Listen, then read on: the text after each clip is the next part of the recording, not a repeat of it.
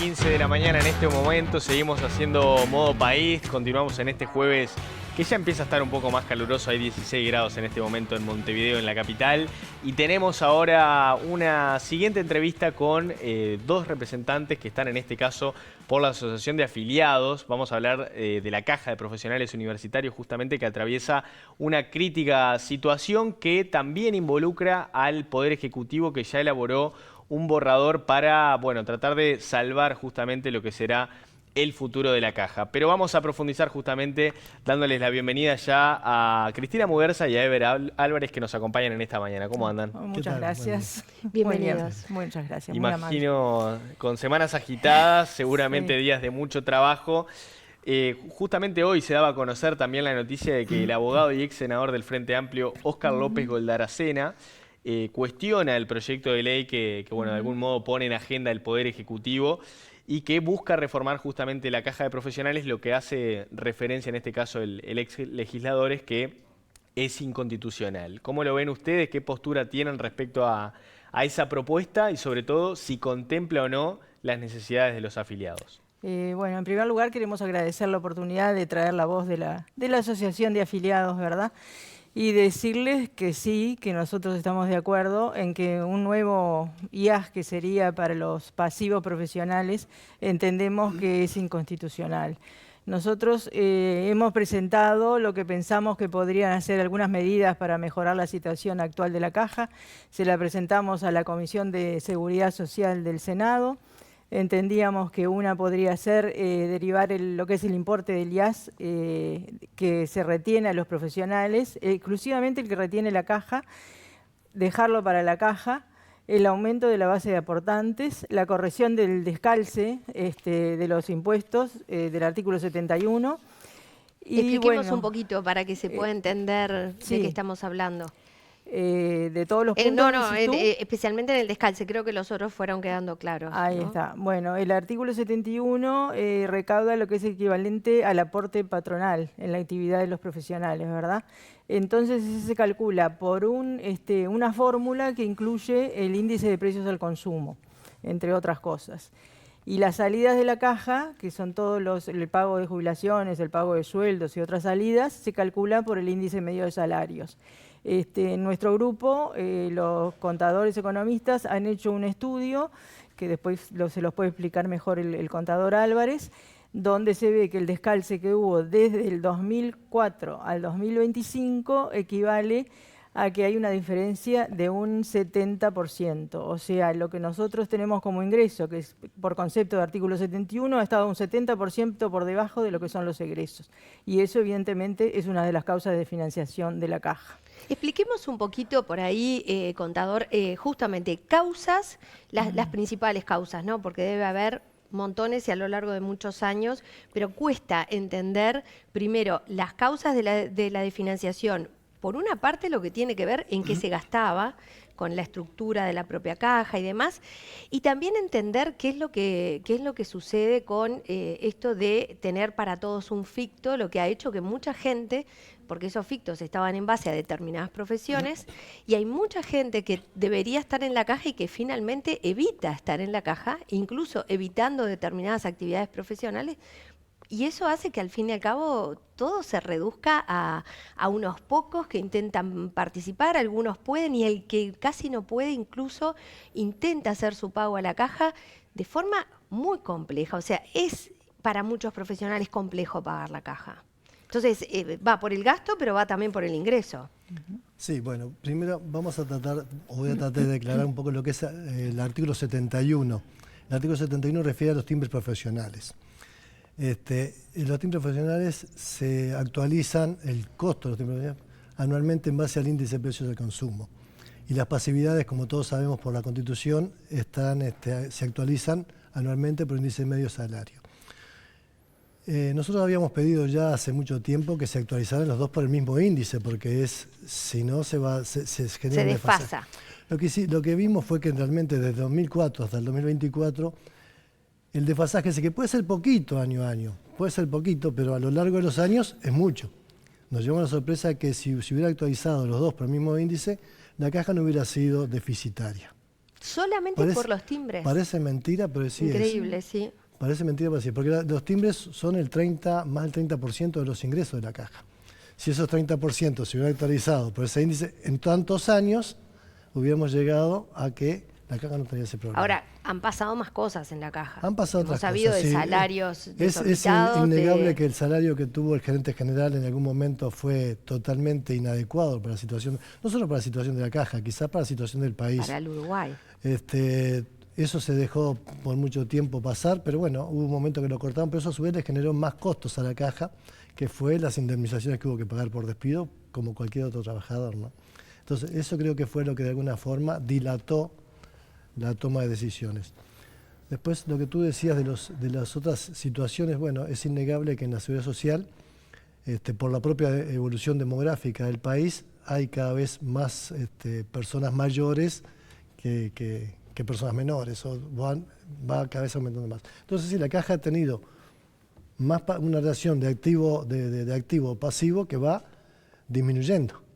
Eso también genera Es por la edad, pero le digo incluso desde mi propia experiencia, ¿verdad? El hecho de esos fictos que tiene la caja se han hecho en base a determinadas profesiones y estamos todos clarísimos que no gana lo mismo un psicólogo que un médico en nuestro país. Perfecto. Es casi imposible que gane lo mismo. Y sin embargo el ficto es el mismo para todos según la categoría profesional. Obviamente que uno se puede quedar en la categoría 2 o 1, ¿no? En la 2 creo que nos podemos la quedar. 2. Pero nos podemos quedar en la 2, pero eso implica también que las jubilaciones puedan ser muy magras. Entonces, por ahí no vemos que vaya a haber un cambio, ¿verdad? No. Ahí una de las cosas que se ha estado hablando es hacer aportación en base a los ingresos reales, que de alguna forma podrían contemplar esas situaciones que tú dices y podrían contemplar otras profesiones, ¿no? Si hacen los números, ¿eso no beneficia? Si hacen los números es casi, Lo a mismo los que efectos hoy. de la caja sería lo mismo. Que en realidad ahora sería algo bastante interesante implementar porque los mecanismos que hay de contralor, ya sea por las declaraciones al BPS por el FONASA o al IRPF en la DGI, sería fácil de controlar y de Y cada llevar, vez ¿no? hay más gente que termina la universidad, Sí, ¿no? claro. Porque hace unos años el ser universitario era bastante exclusivo. Hoy en día, ¿no? Hay un acceso a obtener una licenciatura al menos que permitiría de pronto aumentar el volumen y quizá menos por persona, ¿no? Pero Bueno, Sí. más personas. Justamente el diputado Pablo Audala, por ejemplo, hizo énfasis planteando una de las alternativas que él hablaba de que hay que intensificar las inspecciones, por ejemplo. Por supuesto. ¿Ustedes cómo lo ven a eso? Sí, ni que hablar, que si no se Sobre todo en inspecciona... relación a la evasión, ¿no? Claro, Digo, no se detectan las irregularidades. Seguramente hay muchos profesionales que están trabajando por su cuenta, o sea, no en situación de dependencia y que tendrían que aportar a la caja y no lo están haciendo. ¿hay un número de eso? Nosotros no tenemos. ¿Número de Y las bueno, inspecciones? de gente que justamente no se entiende que es profesional, No. pero que no... Pero que más que menos todos conocemos a alguien que no aporta, que no ¿verdad? factura. Digo, claro, que no factura y bueno, ahora como si se puede cruzar información con DGI, tal vez se puedan detectar algunos casos con más facilidad, ¿no? Que es lo que aspiramos. Pero de todas formas, no sabemos y creemos que no, que el número de inspectores seguramente no es suficiente para la tarea, ¿verdad? Bien, bien. También habló el diputado Adrián Yuri del Partido Colorado. Él habló de la posibilidad de alcanzar un consenso, bueno, similar al que se logró con la caja bancaria. ¿Ustedes lo ven viable o creen que no hay posibilidad? A ver, a la caja bancaria se le permitió aumentar los aportantes. No sé si ustedes saben que aportan a caja bancaria los empleados de financiera, los choferes de Sí. transportadora de valores, y a nosotros se nos negó. Nunca se nos permitió eso. La caja bancaria recibió, creo que en el 2008, ayuda financiera y ahora préstamos con el aval del Estado, que somos todos, ¿verdad? Y a nosotros se nos critica mucho y jamás hemos recibido ningún aporte del Estado, bueno, hasta este momento, que la situación es crítica y que si nosotros pudiéramos contar con lo que aportamos con el IAS, sería diferente, ¿verdad? Que es lo que hemos estado reclamando. El Estado aportaría 30 millones de dólares anuales, ¿no? Sí, es menos de lo que nosotros aportamos por concepto de IAS. Se Ahí sigue está. insistiendo en Solo esa 2 tercios, posibilidad, sí. es como... No, por- además, 2 tercios es lo que vamos a aportar ahora si se aprueba esta ley. Además, Expliquemos tendrías- eso. La propuesta del Poder Ejecutivo está pidiendo en este momento un aumento de aportes de activos y pasivos. Venimos hablando de que está siendo difícil para muchos activos aportar. Entonces, ¿qué viabilidad le ven ustedes a esto? Que serían, si no me equivoco, las 3 grandes puntas son el aporte del Estado, ¿verdad?, de estos 30 millones, el aumento a pasivos y activos, o sea que por todos lados vendría un aumento a quienes realmente están haciéndose cargo de hacer sus aportes, y el ajuste de las pasividades basado en el índice medio de salarios. ¿Estaría incluido esta parte o no estaría? ¿Cómo? ¿Incluir el ajuste de las pasividades por índice medio de salario? ¿O cómo se ajustarían las pasividades en el marco del nuevo proyecto? Bueno, las pasividades por constitución se ajustan por índice medio de salarios. Eso se aprobó en un plebiscito ¿Se del mantendría? año Eso se 89. mantiene. Eso no se puede cambiar. Porque si no estaríamos haciendo un poco lo que había dicho también Galarza, Goldaracena, perdón. Sí. Sí, creo que lo de Goldaracena que explicó es bien claro. Nosotros vamos a tener, cuando comience el año, un aumento de acuerdo al índice medio de salarios, y después de eso se nos va a sacar dinero por este nuevo aporte que tenemos que hacer. Entonces ya Lo no que él vamos dice es, a recibir le el aumento saco, legal. claro, lo que él dice, le saco a los pasivos para pagarle a los pasivos. Sí. Sí, nosotros nos están sacando por 2 lados, por el IAS, y nos van a sacar por este nuevo impuesto, y somos rehenes, porque no podemos hacer nada como pasivos, más que algún reclamo judicial que haremos en su momento. Pero medidas no podemos tomar, nos dicen esto y esto lo vamos a sufrir. Y entonces, ¿cuál hubiera sido la solución, o ustedes qué se plantean hoy frente a este escenario que es de algo que ya va a ir, una propuesta que va a ir al Poder Ejecutivo? Porque aparte, en el mes de julio, si no, se desfinancia totalmente la caja y no se pueden pagar las pasividades. Que entonces, ¿qué hacemos acá? ¿Para dónde vamos? Bueno, indudablemente no es fácil la solución, si no la tendríamos, y si fuera mágica ya la hubiéramos planteado. Pero entendemos que esta solución no es justa. No es justa porque de alguna forma los jubilados pagamos nuestra propia jubilación. Es un tanto extraño eso, ¿no? Es decir, pagar con nuestra propia plata nuestra jubilación. Que ya nosotros, como lo dijo la presidenta antes, hace años estamos financiando al BPS con nuestro IAS. Y lamentablemente yo veo a veces un poco falta de empatía, porque muchos hemos visto por allí que los profesionales somos privilegiados, y realmente no es así. Nosotros hace años estamos financiando al BPS con nuestro IAS. Si eso hubiera quedado para los pasivos profesionales, no hubiéramos estado en este problema. Lo que queremos ahora es que el Estado, de alguna forma, también nos devuelva parte de eso que hemos estado aportando todos, aparte de actualizar, como decíamos, los timbres, y aparte, bueno, tomar otras medidas, sí, que van a ser a más largo plazo.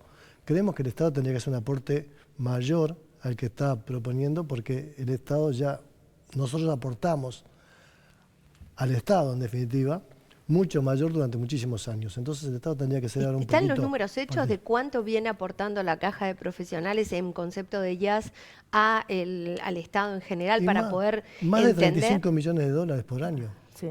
Entonces, durante años hemos estado poniendo más de 35 millones. Ahora nos dicen que el Estado va a poner 30 millones, y 30 millones el primer año, porque ya a partir y no es el primer año, porque es desde ahora hasta fin de año, no son 30 millones.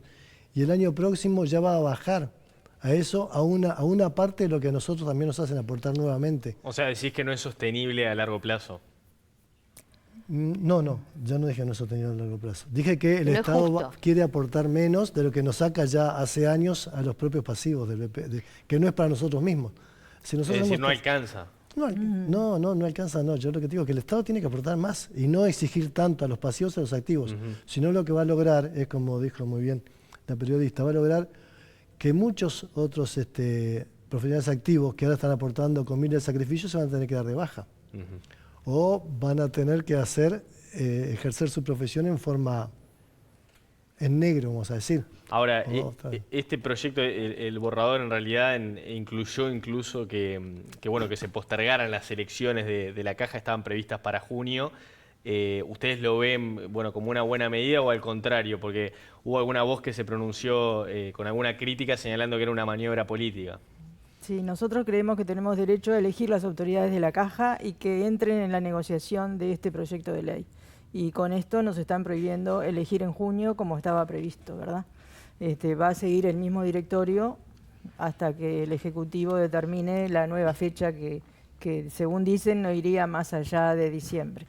Y tampoco estamos de acuerdo en que se bajen los representantes de los activos, ¿verdad? Cuando se creó esta ley había 8 profesiones importantes o 8 profesiones que estaban registradas en la caja y ahora hay más de 50.